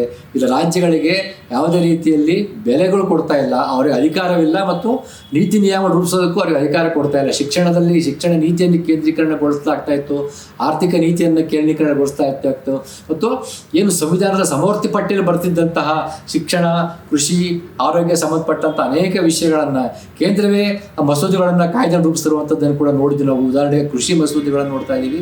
3 ಕೃಷಿ ಮಸೂದೆಗಳನ್ನು ಸ್ವತಃ ತಾನೇ ರೂಪಿಸ್ಬಿಟ್ಟು ರಾಜ್ಯಗಳ ಮೇಲೆ ಹೇರ ಕೊಟ್ಟಿದ್ದನ್ನು ನೋಡಿ. ಯಾಕಂದ್ರೆ ಅದು ರಾಜ್ಯಗಳ ಪಟ್ಟಿಯಲ್ಲಿ ಬರ್ತಾ ಇತ್ತು, ಆರೋಗ್ಯ ಸಮವರ್ತಿ ಪಟ್ಟಿಯಲ್ಲಿ ಬರ್ತಾ ಇದ್ದದನ್ನು ಕೇಂದ್ರವೇ ಆರೋಗ್ಯಕ್ಕೆ ಸಂಬಂಧಪಟ್ಟಂಥ ಅನೇಕ ಯೋಜನೆಗಳನ್ನು ಕೊಟ್ಟಿದ್ದನ್ನು ನೋಡ್ತಾ ಇದ್ದೀವಿ. ಅದೇ ರೀತಿ ಶಿಕ್ಷಣ ಸಂಬಂಧಪಟ್ಟಂತೆ NEP ರಾಷ್ಟ್ರೀಯ ಶಿಕ್ಷಣ ನೀತಿಯನ್ನು ರೂಪಿಸಿ ನೋಡ್ತಾ ಇದ್ದೀವಿ. ಅದು ಸಮವರ್ತಿ ಪಟ್ಟಿಯಲ್ಲಿ ಇದ್ರೂ ಸಹ ರಾಜ್ಯಗಳೊಂದಿಗೆ ಸಮಾಲೋಚನೆ ಮಾಡ್ದೇ ತನ್ನದೇ ಆದಂಥ ನೀತಿಯನ್ನು ರೂಪಿಸಿರೋದನ್ನು ನೋಡ್ತಾ ಇದ್ದೀವಿ. ಈ ರೀತಿಯಾಗಿ ಸಂಪೂರ್ಣವಾಗಿ ಕೇಂದ್ರೀಕರಣಗೊಳಿಸುವಂತಹ ಪ್ರಕ್ರಿಯೆಗಳು ಶುರುವಾಗಿತ್ತು 2014ರಿಂದ 2024 ಈ ಅವಧಿಯವರೆಗೆ ಸಂಪೂರ್ಣವಾಗಿ ಕೇಂದ್ರೀಕರಣಗೊಳಿಸ್ತಾ ಇತ್ತು, ಕೇಂದ್ರವನ್ನು ಬಲಿಷ್ಠಗೊಳಿಸ್ತಾ ಇತ್ತು. ಅದಕ್ಕೆ ಒಂದು ದೇಶದ ಭದ್ರತೆ ಹೆಸರಲ್ಲಿ ದೇಶಕ್ಕೆ ಒಂದು ಬಲಿಷ್ಠ ಕೇಂದ್ರ ಬೇಕು, ಇಲ್ಲದೆ ಹೋದರೆ ಶತ್ರುಗಳು ಅಥವಾ ಬಾಹ್ಯ ಶತ್ರುಗಳು ಮತ್ತು ಆಂತರಿಕ ಶತ್ರುಗಳು ಅಂತ ಕರೀತಾ, ಆಮೇಲೆ ಇವರು ನಗರ ನಕ್ಸಲರು ಅಂತ ಕರೆದ್ರು, ನಕ್ಸಲೈಟ್ಸ್ಗಳು ಅಂತ ಕರೆದ್ರು, ಆಂತರಿಕ ಶತ್ರುಗಳು ಅಂತ ಕರೆದ್ರು. ಅಥವಾ ಗೋಳ್ವಲ್ಕರ್ ಹಿಂದೆ ಹೇಳ್ದಂಗೆ ಕಮ್ಯುನಿಸ್ಟರು ಮತ್ತು ಮುಸ್ಲಿಮರನ್ನ ಏನು ಆಂತರಿಕ ಶತ್ರುಗಳು ಭಾರತ ಅಂತ ಕರೆದ್ರು, ಅದನ್ನೇ ಇವರು ಮತ್ತೊಂದು ರೀತಿಯಲ್ಲಿ ನಕ್ಸಲರು ಮತ್ತು ಮುಸ್ಲಿಮರು ದೇಶದ ಆಂತರಿಕ ಶತ್ರುಗಳು ಅಂತ ಒಂದು ನೆರೇಷನ್ ಕಟ್ಟಿದ್ರು, ಶತ್ರು ರಾಷ್ಟ್ರಗಳ ಮೇಲೆ ಒಂದು ಭಯ ಹುಟ್ಟಿಸಿದ್ರು. ಹೀಗಾಗಿ ಈ ದೇಶಕ್ಕೆ ಒಬ್ಬ ಬಲಿಷ್ಠ ನಾಯಕರು ಬೇಕು, ಒಂದು ಬಲಿಷ್ಠ ಕೇಂದ್ರ ಬೇಕಾಗುತ್ತೆ. ರಾಜ್ಯಗಳಿಗೆ ನೀವು ಸಂಪೂರ್ಣ ಸ್ವಾತಂತ್ರ್ಯ ಕೊಟ್ಬಿಟ್ರೆ ಅವ್ರ ದೇಶವನ್ನು ಛಿದ್ರಗೊಳಿಸ್ಬಿಡ್ತವೆ. ಅದರಲ್ಲಿಯೂ ಪ್ರಾದೇಶಿಕ ಪಕ್ಷಗಳು ದೇಶವನ್ನು ಛಿದ್ರಗೊಳಿಸ್ತಾರೆ ಅನ್ನುವಂಥ ನೆರೇಷನ್ನ ಮೋದಿ ಮತ್ತು RSS ಮತ್ತು ಅಮಿತ್ ಶಾ ಅವರು ಕಟ್ಟಿದ್ದನ್ನು ನಾವು ಕೂಡ ನೋಡ್ತಾ ಇದ್ದೀವಿ. ಈ ಸಂದರ್ಭದಲ್ಲಿ ಒಂದು ದೇಶ ಒಂದು ಚುನಾವಣೆ, ಒಂದು ದೇಶ ಒಂದು ಮತದಾನ, ಒಂದು ದೇಶ ಒಂದು ಶಿಕ್ಷಣ ಅನ್ನುವಂತಹ ಒಂದು ಏಕರೂಪಿಯಾದಂತಹ ಒಂದು ಕೇಂದ್ರೀಕರಣಗೊಂಡಂತಹ ಮತ್ತು ಬಹಳ ಫ್ಯಾಸಿಸಮ್ಗೆ ಬೆಳೆಸುವಂತಹ ಒಂದು ನೀತಿಗಳನ್ನ ನೋಡ್ತಾ ಹೋದ್ವಿ. ಒಕ್ಕೂಟ ವ್ಯವಸ್ಥೆಯೇ ದುರ್ಬಲಗೊಳಿಸುವಂಥ ಬೆಳವಣಿಗೆಗಳಾಗಿದ್ದನ್ನು ನೋಡ್ತಾ ಇದ್ದೀವಿ. ಮತ್ತು ಒಂದು ಯೋಜನೆ ಆಯೋಗ ಏನಿತ್ತು, ನೆಹರು ಕಾಲದಲ್ಲಿ ಪ್ರಾರಂಭವಾದಂಥ ಯೋಜನೆ ಆಯೋಗ, ಪ್ಲಾನಿಂಗ್ ಕಮಿಷನ್ ಅಂತ ಏನಿತ್ತು, ಅದರ ಉದ್ದೇಶವೇ ರಾಜ್ಯಗಳನ್ನು, ಪ್ಲಾನಿಂಗ್ ಕಮಿಷನಲ್ಲಿ ಎಲ್ಲ ರಾಜ್ಯಗಳ ಪ್ರತಿನಿಧಿಗಳು ಇರ್ತಾ ಇದ್ರು ಮತ್ತು ರಾಜ್ಯಗಳ ಜೊತೆಗೆ ಚರ್ಚೆ ಮಾಡಿಬಿಟ್ಟು ಆಯಾ ರಾಜ್ಯಗಳಿಗೆ ಬೇಕಾದಂಥ ಅಭಿವೃದ್ಧಿಗೆ ಡೆವಲಪ್ಮೆಂಟ್ ಆ್ಯಂಡ್ ನಾನ್ ಡೆವಲಪ್ಮೆಂಟ್, ಅಭಿವೃದ್ಧಿಗೆ ಏನು ಬೇಕಾಗತ್ತಂಥ ಯೋಜನೆಗಳು, ಹಣಕಾಸಿನ ಹಂಚಿಕೆ ಎಲ್ಲವನ್ನು ಅಲ್ಲಿ ನಿರ್ಧಾರ ಮಾಡಲಾಗ್ತಿತ್ತು. ಆ ನಿರ್ಧಾರ ಮಾಡಿದ್ದೆಲ್ಲವೂ ಅನುಷ್ಠಾನಗೊಳ್ತಿರ್ಲಿಲ್ಲ, ಅದು ಬೇರೆ ಪ್ರಶ್ನೆ. ಕನಿಷ್ಠ ನಿರ್ಧಾರ ಆಗ್ತಾ ಇತ್ತು, ಒಂದು ರಾಜ್ಯಗಳಿಗೆ ಮಾತನಾಡಲಿಕ್ಕೆ ಅವಕಾಶ ಸಿಗ್ತಾ ಇತ್ತು. ಆದರೆ ಅದನ್ನು ರದ್ದುಗೊಳಿಸ್ಬಿಟ್ಟು ತಮ್ಮದೇ ಕೈಗೊಂಬೆಯಾದಂಥ ತಮ್ಮ ಪಕ್ಷದ ಮುಖವಾಡವಾದಂಥ ತಮ್ಮ ಸರ್ಕಾರ ಹೇಳಿದಂತೆ ಕೇಳುವಂತಹ ಕೈಗೊಂಬೆಯಾದಂಥ ನೀತಿ ಆಯೋಗವನ್ನು ತಗೊಂಡ್ಬಂದರು. ಅದು ಸಂಪೂರ್ಣವಾಗಿ ಮತ್ತಷ್ಟು ಎಲ್ಲವನ್ನು ಕೇಂದ್ರೀಕರಣಗೊಳಿಸುವ ಕಡೆಗೆ ಅದರ ನೀತಿಯನ್ನು ರೂಪಿಸ್ತಾ ಹೋಯಿತು. ಒಕ್ಕೂಟ ವ್ಯವಸ್ಥೆಗೆ ಮತ್ತಷ್ಟು ಧಕ್ಕೆಯನ್ನು ತಂದಿದ್ದು ನೋಡ್ತಾ ಇದ್ದೀವಿ. ಹೀಗಾಗಿ ಮೋದಿಯವರ 10 ವರ್ಷಗಳ ಎರಡು ಆಡಳಿತ ಮತ್ತು ಈಗ 3ನೇ ಆಡಳಿತದಲ್ಲಿ ಸಂಪೂರ್ಣವಾಗಿ ಅವರೇ ಕರೆದ್ರು, ನಮ್ಮದು ಕೋಆಪರೇಟಿವ್ ಫೆಡರಲಿಸಮ್ ಅಂತ ಕರೆದ್ರು, ಹೊಸದಾಗಿ ನುಡಿಕಟ್ಟನ್ನ ಬಳಸಿದ್ರು. ಅದಾದಮೇಲೆ ಸ್ಪರ್ಧಾತ್ಮಕ ಫೆಡರಲಿಸಮ್ ಅಂತ ಕರೆದ್ರೆ ಕಾಂಪಿಟೇಟಿವ್ ಫೆಡರಲಿಸಮ್ ಅಂತ ಕರೆದ್ರು. ಅಂದರೆ ನೀವು ಸ್ಪರ್ಧೆಯಲ್ಲಿ ಇರಬೇಕಾಗತ್ತೆ, ಆಗಲೇ ನಿಮಗೆ ಅನುದಾನಗಳು ಕೊಡುವಂಥದ್ದು, ತೆರಿಗೆಯಲ್ಲಿ ಪಾಲು ಕೊಡ್ತಂಥ ರೀತಿಯ ನೀತಿಗಳು ರೂಪಿಸಕ್ಕೆ ಹೋದ್ರು. ಮತ್ತು ಇನ್ನೊಂದು ಕರ್ತವ್ಯ ಅಂತ ಶುರು ಮಾಡಿದ್ರು, ಸಂವಿಧಾನದ ಹಕ್ಕುಗಳನ್ನೆಲ್ಲ ತೆಗೆದುಬಿಟ್ಟು ಹಕ್ಕುಗಳಲ್ಲ ಕರ್ತವ್ಯಗಳಂತ ಹೇಳಕ್ಕೆ ಶುರು ಮಾಡಿದ್ರು. ಹೀಗೆ ಸಂವಿಧಾನವನ್ನು ಬದಲಾಯಿಸಕ್ಕೆ ಹೊರಟರು ಮತ್ತು ಒಕ್ಕೂಟ ವ್ಯವಸ್ಥೆ ವ್ಯಾಖ್ಯಾನವನ್ನೇ ಬದಲಾಯಿಸ್ಬಿಟ್ಟು ಸಹಕಾರಿ ಒಕ್ಕೂಟ ಅಂತ ಕರೆದ್ರು. ಕನಿಷ್ಠ ಸಹಕಾರಿ ಒಕ್ಕೂಟವನ್ನು ಉಳಿಸ್ಕೊಳ್ಳಿಲ್ಲ, ಅದನ್ನು ಸ್ಪರ್ಧಾತ್ಮಕ ಒಕ್ಕೂಟ ಅಂತ ಕರೆದ್ರು. ಇದರ ಅತ್ಯುತ್ತಮ ಉದಾಹರಣೆ ಕಾಶ್ಮೀರ ರಾಜ್ಯವನ್ನು ನೋಡ್ತೀವಿ. ಜಮ್ಮು ಮತ್ತು ಕಾಶ್ಮೀರದಲ್ಲಿ ಭಯೋತ್ಪಾದನೆ ಇರೋದು ನಿಜ, ಅದಕ್ಕೆ ಅನೇಕ ಕಾನೂನುಗಳಿದ್ದಾವೆ. ಆದರೆ ಅದನ್ನೇ ಮುಂದಿಟ್ಕೊಂಡ್ಬಿಟ್ಟು ಅದರ ರಾಜ್ಯ ಸ್ಥಾನಮಾನವನ್ನೇ ರದ್ದುಪಡಿಸಿದ್ದು, ಆರ್ಟಿಕಲ್ 370 ರದ್ದುಪಡಿಸಿದ್ರು. ಇದೆಲ್ಲವನ್ನು ನೋಡ್ತಾ ಇದ್ದೀವಿ. ಅದನ್ನು ಏಕಪಕ್ಷೀಯವಾಗಿ ಅಲ್ಲಿ ಪ್ರೆಸಿಡೆಂಟ್ ರೂಲನ್ನು ಹೇಳಿಬಿಟ್ಟು, ಆ್ಯಕ್ಚುಲಿ ನೀವು ಆರ್ಟಿಕಲ್ 370 ರದ್ದುಪಡಿಸಬೇಕು, ರಾಜ್ಯ ಸ್ಥಾನಮಾನ ರದ್ದುಪಡಿಸಬೇಕಾದ್ರೆ ಅಲ್ಲಿನ ಸರ್ಕಾರದ ಒಂದು ರೆಕಮೆಂಡೇಶನ್ ಬೇಕಾಗುತ್ತೆ. ಆದರೆ ಚುನಾಯಿತ ಸರ್ಕಾರವೇ ಇಲ್ಲದೆ ಪ್ರೆಸಿಡೆಂಟ್ ರೂಲ್ ಅಂತ ಹೇಳಿ ತಮ್ಮ ಕೈಗೊಂಬೆನಲ್ಲಿ ಇಟ್ಬಿಟ್ಟು ಇವೆಲ್ಲವನ್ನು ಮಾಡಿದ್ದು ನೋಡ್ತಾ ಇದ್ದೀವಿ. ಇದು ಹೇಗೆ ಒಂದು ಏಕಚಕ್ರಾಧಿಪತ್ಯದ ಒಂದು ಮೊನಾರ್ಕಿ ಅಂತ ಕರಿತಾ ಇದ್ದಾರೆ, ಅದನ್ನು ಇವರು ಬೆಳೆಸಿರೋದನ್ನು ನೋಡ್ತಾ ಇದ್ದೀವಿ. ಮತ್ತು ಸಬ್ವರ್ಷನ್, ಇಡೀ ಪ್ರಜಾಪ್ರಭುತ್ವ ವ್ಯವಸ್ಥೆಯವನ್ನೊಂದು, ಇಲ್ಲೇನು ಭಾರತದಲ್ಲಿ ಪ್ರಬುದ್ಧವಾದಂಥ ಪ್ರಜಾಪ್ರಭುತ್ವ ವ್ಯವಸ್ಥೆ ಇರಲಿಲ್ಲ, ಆದರೆ ಇರುವಂತಹ ಪ್ರಜಾಪ್ರಭುತ್ವವನ್ನು ಸಬ್ವರ್ಷನ್ ಬುಡಮೇಲೆಗೊಳಿಸುವಂತಹದ್ದು ಕೂಡ ಆಗಿದ್ದನ್ನು ನೋಡ್ತಾ ಇದ್ದೀವಿ. ಇದಿಷ್ಟು ಇವತ್ತು ಭಾರತ ಒಕ್ಕೂಟ ವ್ಯವಸ್ಥೆಗಿರುವಂಥ ಆತಂಕಗಳು. ಇನ್ನು ಒಕ್ಕೂಟ ವ್ಯವಸ್ಥೆಯಲ್ಲಿ 2 ರೀತಿಯ ಒಕ್ಕೂಟ ವ್ಯವಸ್ಥೆ ಬಗ್ಗೆ ನಾವು ಮಾತಾಡ್ತಾ ಇದ್ದೀವಿ. ಒಂದು ರಾಜಕೀಯ ಒಕ್ಕೂಟ ವ್ಯವಸ್ಥೆ, ಒಂದು ಹಣಕಾಸು ಒಕ್ಕೂಟ ವ್ಯವಸ್ಥೆ. Political federalism and fiscal federalism ಅಂತ ಕೇಳ್ತಾ ಇದ್ದೀವಿ. ಪೊಲಿಟಿಕಲ್ ಫೆಡರಲಿಸಮಲ್ಲಿ ಹೇಗೆ ಮೋದಿ ಸರ್ಕಾರ ಈ ಒಕ್ಕೂಟ ವ್ಯವಸ್ಥೆಯನ್ನು ಬುಡಮೇಲೆಗೊಳಿಸ್ತಾ ಇದೆ ಅಂತಂದರೆ, ಈ ಉದಾಹರಣೆಗೆ ವಿರೋಧ ಪಕ್ಷಗಳು ಅಧಿಕಾರದಲ್ಲಿರುವಂಥ ರಾಜ್ಯಗಳಿಗೆ ಅನುದಾನವನ್ನು ಕಡಿಮೆ ಮಾಡ್ತಿರುವಂಥದ್ದು, ಅವರಿಗೆ ಸಲ್ಲಬೇಕಾದಂಥ ಅನುದಾನವನ್ನು ಬಿಡುಗಡೆ ಮಾಡ್ತಿರುವಂಥದ್ದು. ಉದಾಹರಣೆಗೆ ಅವರು ಚುನಾವಣೆಗಳಲ್ಲಿ ಹೇಳ್ತಾ ಇದ್ರು, ಇತ್ತೀಚಿನ ಲೋಕಸಭಾ ಚುನಾವಣೆ JP ನಡ್ಡಾ ಆಗಿರ್ಬೋದು, ಅದಕ್ಕೂ ಹಿಂದೆ ಅಮಿತ್ ಶಾ ಆಗಿರ್ಬೋದು, ಮೋದಿ ಅವರಾಗಿರ್ಬೋದು, ಅಥವಾ ಕರ್ನಾಟಕದಲ್ಲಿ ಯಡಿಯೂರಪ್ಪ ಆಗಿರ್ಬೋದು, ಅವರು ಪ್ರತಿ ಚುನಾವಣಾ ಸಂದರ್ಭದಲ್ಲಿ ನೀವು ರಾಜ್ಯ ಸರ್ಕಾರವನ್ನು ಚುನಾವಣಾ ಸಂದರ್ಭದಲ್ಲಿ ನಮ್ಮ ಪಕ್ಷವನ್ನು ಆಯ್ಕೆ ಮಾಡ್ತಾ ಹೋದರೆ ನಿಮಗೆ ಕೇಂದ್ರದಿಂದ ಅನುದಾನ ಬರೋದಿಲ್ಲ ಎನ್ನುವಂತಹ ಬೆದರಿಕೆ ಹುಟ್ಟಿಸುವಂತಹ ಬ್ಲ್ಯಾಕ್ ಮೇಲ್ ತಂತ್ರವನ್ನು ಕೂಡ ಅನುಸರಿಸಿದ್ದು ನೋಡ್ತಾ ಇದ್ದೀವಿ. ಹೀಗೆ ಎಲ್ಲರಿಗೆ ವಿರೋಧ ಪಕ್ಷಗಳು ಅಧಿಕಾರದಲ್ಲಿದ್ದಾವೋ ಅವರಿಗೆ ಅನುದಾನವನ್ನು ಕಡಿತ ಮಾಡ್ತಿರೋದನ್ನು ನೋಡ್ತಾ ಇದ್ದೀವಿ. ಉದಾಹರಣೆಗೆ ಒಂದು ಉದಾಹರಣೆ ಕೊಡೋಕ್ಕೆ ಸಾಧ್ಯವಾದರೆ NEP, ಈಗ ರಾಷ್ಟ್ರೀಯ ಶಿಕ್ಷಣ ನೀತಿ ಅಂತ ನಾವು ಜಾರಿಗೊಳಿಸಿದರೆ, ಯಾವ ರಾಜ್ಯಗಳು ರಾಷ್ಟ್ರೀಯ ಶಿಕ್ಷಣ ನೀತಿಯನ್ನು ಜಾರಿಗೊಳಿಸ್ತಾ ಇಲ್ವೋ ಅವರಿಗೆ ಪೋಷಕ್ ಅಭಿಯಾನ ಅಂತ ಏನಿದೆಯಲ್ಲ ಅದರ ಅಡಿಯಲ್ಲಿ ಬರುವಂಥ 4,500 ಕೋಟಿ ಅನುದಾನ ಇದೆ, ಅದನ್ನು ಕೊಡೋದಿಲ್ಲ ಅಂತ ಅನ್ನುವಂಥ ಒಂದು ಕಾನೂನು ತಂದರು.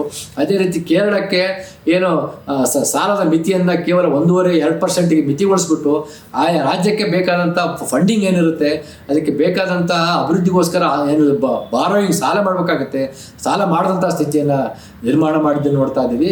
ನರೇಗಾವನ್ನು ಕೂಡ ಅಸಮಾನವಾಗಿ ತಮ್ಮ ಗುಜರಾತ್ ರಾಜ್ಯಕ್ಕೆ ಅತಿ ಹೆಚ್ಚಿನ ಹಂಚಿಕೆ ಆಗ್ತಿರೋದನ್ನು ನೋಡ್ತಾ ಇದ್ದೀವಿ, ಕರ್ನಾಟಕ ರಾಜ್ಯಕ್ಕೆ ಅತಿ ಕಡಿಮೆ ಹಂಚಿಕೆ ಆಗಿರೋದನ್ನು ನೋಡ್ತಾ ಇದ್ದೀವಿ. ಮತ್ತು ಮೊನ್ನೆ ನಾವು ನೋಡ್ತಾ ಇದ್ದೀವಿ ಅನೇಕ ಯೋಜನೆಗಳು ಈಗ ದಕ್ಷಿಣ ರಾಜ್ಯಗಳಿಂದ ಗುಜರಾತ್ ರಾಜ್ಯಗಳಿಗೆ ಶಿಫ್ಟ್ ಆಗಿರೋದನ್ನು ನೋಡ್ತಾ ಇದ್ದೀವಿ. ಈ ರೀತಿಯಾಗಿ ವಿರೋಧ ಪಕ್ಷ ಇರುವಂಥ ರಾಜ್ಯಗಳನ್ನು ಸಂಪೂರ್ಣವಾಗಿ ಕಡೆಗಣಿಸಿ ತಾರತಮ್ಯ ನೀತಿ ಅನುಸರಿಸುವುದು, ಅನುದಾನ ಕೊಡದೇ ಇರುವಂಥದ್ದು, ಬೇಕಂತಲೇ ಅವರನ್ನು ಆರ್ಥಿಕವಾಗಿ ದುರ್ಬಲಗೊಳಿಸುವಂಥದ್ದನ್ನು ರಾಜಕೀಯವಾಗಿ ಮತ್ತು ಆರ್ಥಿಕವಾಗಿ ದುರ್ಬಲಗೊಳಿಸುವುದನ್ನು ನೋಡ್ತಾ ಇದ್ವಿ. ಇದು ಇವರು ರಾಜಕೀಯ ಒಕ್ಕೂಟದಿಂದ ಆಗ್ತಿರುವಂತಹ ಅನಾಹುತ. ಇನ್ನು ಎರಡನೇದು, ವಿರೋಧ ಪಕ್ಷದ ಮುಖಂಡರ ಮತ್ತು ಪಕ್ಷಗಳ ಮೇಲೆ ಇಡಿ ದಾಳಿ ನಡೆಸುವಂಥದ್ದು. ಇದು ಆಲ್ರೆಡಿ ಚರ್ಚೆ ಆಗಿದೆ, ಮತ್ತೆ ಚರ್ಚೆ ಮಾಡ್ತಾ ಇಲ್ಲ. ಇಡಿ ದಾಳಿಗಳ ಮೂಲಕ ಒಕ್ಕೂಟ ವ್ಯವಸ್ಥೆಯನ್ನು ದುರ್ಬಲಗೊಳಿಸ್ತಾ ಇದ್ದಾರೆ. ಅಂದರೆ ವಿರೋಧ ಪಕ್ಷಗಳಲ್ಲಿರುವಂತಹ ಯಾರ ವಿರೋಧ ಪಕ್ಷದವ್ರನ್ನ ಸಂಪೂರ್ಣವಾಗಿ ದುರ್ಬಲಗೊಳಿಸುವಂಥದ್ದು ಇಡಿ ದಾಳಿ ಗೊತ್ತಿದೆ.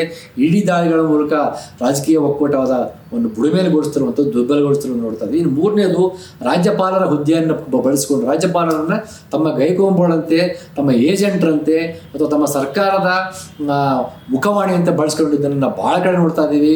ತಮಿಳುನಾಡಲ್ಲಿ ಎನ್ ರವಿ ಅಂತವ್ರು ಮಾಡ್ತಿರುವಂಥದ್ದು, ಮಹಾರಾಷ್ಟ್ರದಲ್ಲಿ ಆಗಿರುವಂಥದ್ದು, ಉತ್ತರ ಪ್ರದೇಶದಲ್ಲಿ ಆಗಿರುವಂಥದ್ದು, ವೆಸ್ಟ್ ಬೆಂಗಾಲಲ್ಲಿ ಆಗಿರುವಂಥದ್ದು, ಈಗ ಏನು ಉಪರಾಷ್ಟ್ರಪತಿ ಆಗಿದ್ದಾರೆ ಧನ್ಕರ್ ಅಂತ ಹೇಳ್ಬಿಟ್ಟು ವೆಸ್ಟ್ ಬೆಂಗಾಲಲ್ಲಿ ಸಿಕ್ಕಾಪಟ್ಟೆ ಕಾಟ ಕೊಟ್ಟಿದ್ದನ್ನು ನೋಡ್ತಾ ಇದ್ದೀವಿ. ರಾಜ್ಯಗಳ ನೀತಿಗಳನ್ನೇ ಅವರು ಯಾವುದನ್ನೂ ಈಗ ಆಯಾ ಸರ್ಕಾರಗಳು ಕಳಿಸುವಂಥ ಮಸೂದೆಗಳನ್ನು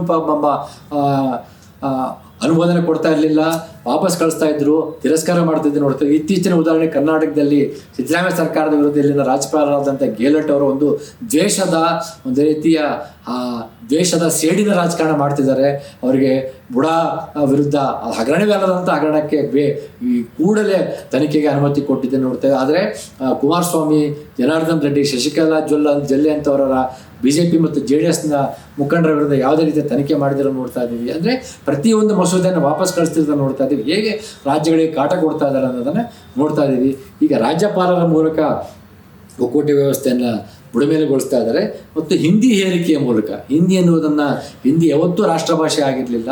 ಅದು ಸಂವಿಧಾನದಲ್ಲಿ ಪ್ರಸ್ತಾಪ ಮಾಡಿದ್ರೆ ಸಹ ಅದೆಲ್ಲಿಯೂ ಪ್ರಾದೇಶಿಕ ಭಾಷೆಗಳನ್ನು ನೀವು ಅಸಮರ್ಥಗೊಳಿಸಿ ಅವನ್ನ ದುರ್ಬಲಗೊಳಿಸಿ ಅಥವಾ ಅದನ್ನು ಸಂಪೂರ್ಣ ಹತ್ತಿಕ್ಬಿಟ್ಟು ಹಿಂದಿಯನ್ನು ರಾಷ್ಟ್ರ ಭಾಷೆ ಅಂತ ಸಂವಿಧಾನ ಹೇಳಿರಲಿಲ್ಲ. ಅಲ್ಲಿ ಇದ್ರೂ ಸಂಪರ್ಕ ಭಾಷೆಯಾಗಿ ಇದ್ದರೂ ಸಹ ಎಲ್ಲಿಯೂ ಪ್ರಾದೇಶಿಕ ಭಾಷೆಗಳನ್ನು ನೀವು ಹತ್ತಿಕ್ಬಿಟ್ಟು ಅವಳನ್ನು ತುಳಿದುಬಿಟ್ಟು ನೀವು ಹಿಂದಿ ಹೇರಿಕೆ ಮಾಡಬೇಕಂತ ಹೇಳಿರಲಿಲ್ಲ. ಆದರೆ BJP ಸರ್ಕಾರ ಹಿಂದಿಯನ್ನು ಹೇರಲಿಕ್ಕೆ ಶುರು ಮಾಡಿದೆ. ಆ ಮೂಲಕ ರಾಜಕೀಯ ಒಕ್ಕೂಟ ವ್ಯವಸ್ಥೆಯನ್ನು ಬುಡಮೇಲೆಗೊಳಿಸ್ತಾ ಇದೆ. ಹಿಂದಿಯ ಮೂಲಕ ಹಿಂದೂಸ್ತಾನ್ ಎನ್ನುವಂಥ ಪರಿಕಲ್ಪನೆಯನ್ನು, ಹಿಂದೂಸ್ತಾನ್ ಮೂಲಕ ಹಿಂದುತ್ವ ಎನ್ನುವಂಥ ಪರಿಕಲ್ಪನೆ ಮೂಲಕ ತರ್ತಾ ಇದೆ.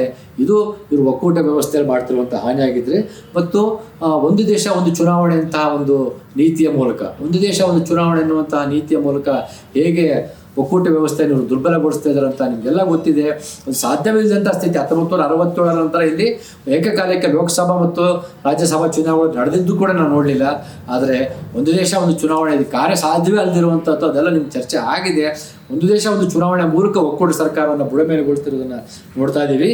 ಈಗ ಡಿಲಿಮಿಟೇಷನ್ ಅಂತ ಏನು ಹೊಸ ಚರ್ಚೆ ಬರ್ತಾ ಇದೆ. ಅಂದರೆ ಸಂವಿಧಾನದಲ್ಲಿ ತಿದ್ದುಪಡಿ ಇಂದಿರಾ ಗಾಂಧಿ ಅವರು ಮಾಡಿದ್ರು, ನಂತರ ವಾಜಪೇಯಿ ಅವರು ಮಾಡಿದರು. ಅಂದರೆ ವಾಜಪೇಯಿ ಅವರು 2001 ಲೇಟೆಸ್ಟ್ ತಿದ್ದುಪಡಿ ಮಾಡಿಬಿಟ್ಟು 25 ವರ್ಷಗಳವರೆಗೆ ಕ್ಷೇತ್ರಗಳಂದರೆ ಜನಸಂಖ್ಯೆವಾರು ಆಧಾರದಲ್ಲಿ ಪುನರ್ವಿಂಗಡಣೆಗೊಳಿಸುವಂತಿಲ್ಲ ಅಂತ ಹೇಳಿದರು.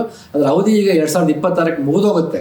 2026 ಮುಗಿದೋದ್ಮೇಲೆ ಡಿಲಿಮಿಟೇಷನ್ ಮಾಡಬೇಕಂದ್ರೆ ಅದಕ್ಕೊಂದು ಕಾನೂನು ಇದೆ. ಏನಂದ್ರೆ ಅದಕ್ಕೊಂದು ನಿಯಮವಿದೆ.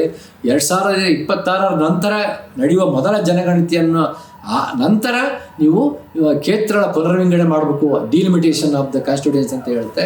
ಹೀಗಾಗಿ 2026 ನಂತರ ಈಗ 2025 ಮುಂದಿನ ವರ್ಷ ಜನಗಣತಿ ಮಾಡ್ತೀವಿ ಅಂತ ಹೇಳ್ತಾ ಇದ್ದಾರೆ. ಹಾಗಿದ್ರೆ ಒಂದು ವೇಳೆ 2025 ಜನಗಣತಿ ನಡೆದ್ರೆ 2026 ನಂತರ ನಡೆಯುವ ಜನಗಣತಿ ಅಂತಂದರೆ 2036 ಡಿಲಿಮಿಟೇಷನ್ ಮಾಡಬೇಕಾಗತ್ತೆ. ಅಥವಾ ಇವರು ತಿದ್ದುಪಡಿ ಮಾಡಿಬಿಟ್ಟು 2025 ನಂತರ ನೀವು ಡಿಲಿಮಿಟೇಷನ್ ಮಾಡ್ಬೋದು ಅಂತ ಇವರು ತಿದ್ದುಪಡಿ ಸಹ ಮಾಡ್ಬೋದು, ಅದು ಗೊತ್ತಿಲ್ಲ. ಆದರೆ ಈ ಡಿಲಿಮಿಟೇಷನ್ ಏನಾಗುತ್ತೆ ಅಂದರೆ ಜನಸಂಖ್ಯೆ ಆಧಾರದಲ್ಲಿ ಲೋಕಸಭಾ ಕ್ಷೇತ್ರಗಳನ್ನು ನಿರ್ಧರಿಸಲಾಗುತ್ತೆ. ಆ ಜನಸಂಖ್ಯೆ ಆಧಾರದಲ್ಲಿ ನಿರ್ಧರಿಸಿದಾಗ ಉತ್ತರ ಭಾರತದಲ್ಲಿ ಜನಸಂಖ್ಯೆ ಪ್ರಮಾಣ ಹೆಚ್ಚಿರೋದ್ರಿಂದ ಅಲ್ಲಿರುವಂಥ ಲೋಕಸಭಾ ಸ್ಥಾನಗಳ ಸಂಖ್ಯೆ 30% 40% ಹೆಚ್ಚಾಗುತ್ತೆ. ದಕ್ಷಿಣ ರಾಜ್ಯಗಳಲ್ಲಿ ಜನಸಂಖ್ಯೆ ನಿಯಂತ್ರಣ ಮಾಡಿದ ತಪ್ಪಿಗೆ ಲೋಕಸಭಾ ಕ್ಷೇತ್ರಗಳ ಸಂಖ್ಯೆ 1% 2% ಹೆಚ್ಚಾಗುತ್ತೆ ಅಥವಾ ಕಡಿಮೆ ಆಗುವ ಸಾಧ್ಯತೆಗಳಿದ್ದಾವೆ.